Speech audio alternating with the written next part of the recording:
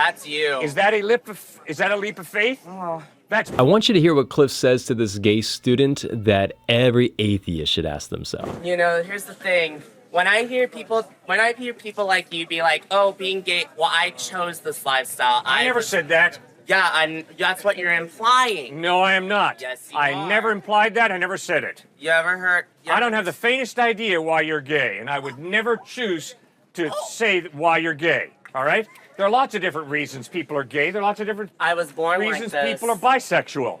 There are lots of different reasons people like to have sex with animals. I don't know. No. Don't compare me to somebody. I'm not comparing you. I am making a point. The point is, I don't know what motivates a person to do what they do sexually. I don't know.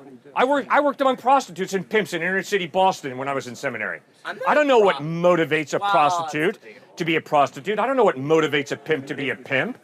It's their choice. But I'm not a prostitute. But I didn't say you were a prostitute. You told me you're looking forward to marrying a man who cares for you, and I agreed with you. I hope that the person you marry will care for you. But I went on and pointed out that God created marriage, your sexuality, for you to enjoy with a woman who makes a lifelong commitment to you. Well, I don't believe in God either, so that's irrelevant. You can't stay. Well, then why do you have a rational mind? If there is no God, why is your mind rational? Well, why? You know what you believe? You know what you believe? You believe that your rational mind comes from the irrational. That's you. Is that a leap of faith? Oh. That's blind faith.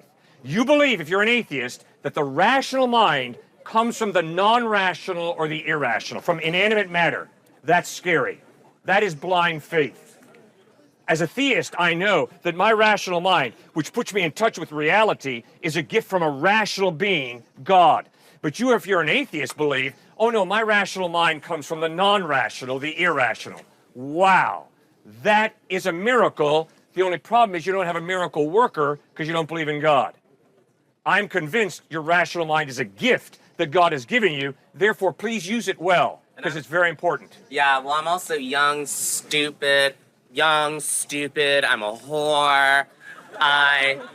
I make dumb decisions all the time, but don't we all? Yes, don't we all? I make dumb decisions all the time also. I'm a sinner, and I desperately need God's grace. And that's what Jesus Christ offers me through his death on the cross. I'm a dirty, rotten sinner just like you. I'm no better than you. I am no better than you. None. We both are sinners. We both have flipped God off, just in different ways. I love everything Cliff said in that whole clip. The one thing that really stuck in my mind from that clip was, how does a rational mind come out of irrational matter? I mean, just think about that for a little bit. If you believe in evolution and billions of years and the Big Bang and all this stuff, how on earth did you and myself and all the other humans who have conscious, logical abilities just arise out of a non-conscious, non-theorizing universe? How can you, as a moral agent, arise out of a non-moral landscape of rocks and minerals and gas? And I love how the student can't respond because he knows that is an audacious claim to think that logical thinking minds can just magically come out of nothing. My friends, I do believe, probably more than ever, that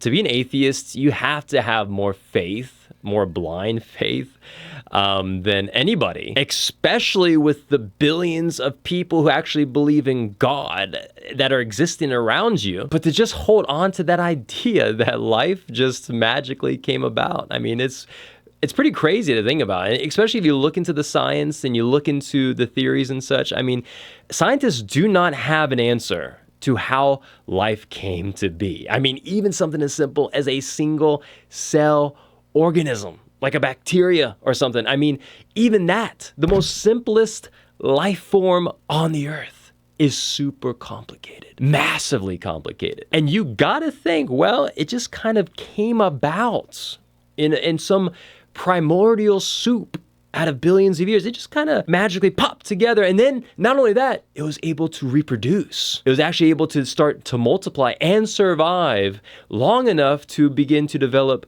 multicellular structures and life forms, and then eventually trees and possums and iguanas. Oh, and not to mention humans. Look, I don't want to bash atheists. I don't want to bash people that don't believe in God, but you gotta ask the question, why are you running from the idea of a creator? I can understand running away from Hinduism and like the Greek pantheon and stuff like that. I get that, like these characters and these weird creatures. Okay, I get that. Or maybe some man with a beard sitting on a cloud. Okay, I get that. I'll grant you that. But I'm not talking about any of that stuff. I'm talking about a conscious being, a mind creating this existence, creating you in his image. This one who is before all things. This one who holds existence in his metaphorical hand.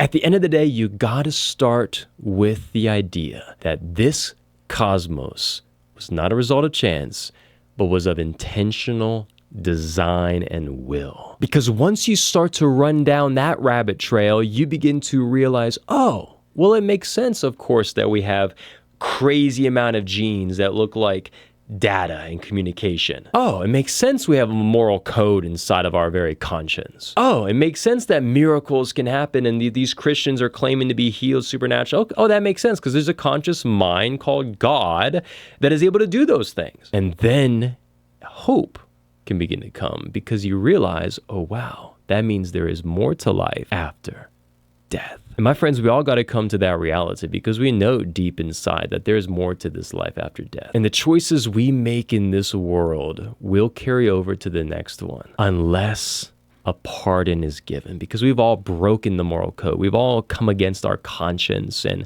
come against other people. We've all done wrong and evil, and that will follow us into the life that is to come unless we receive forgiveness. And unless that is washed away. Wherever you are right now, Jesus can wash away your sin. You washed away mine. He can do it for you. Just humble yourself. Come to God and realize he loves you, cares about you, and he has a plan for your life. But you have to start with him and start with the reality that you've sinned against him and you need him in your life. God bless you.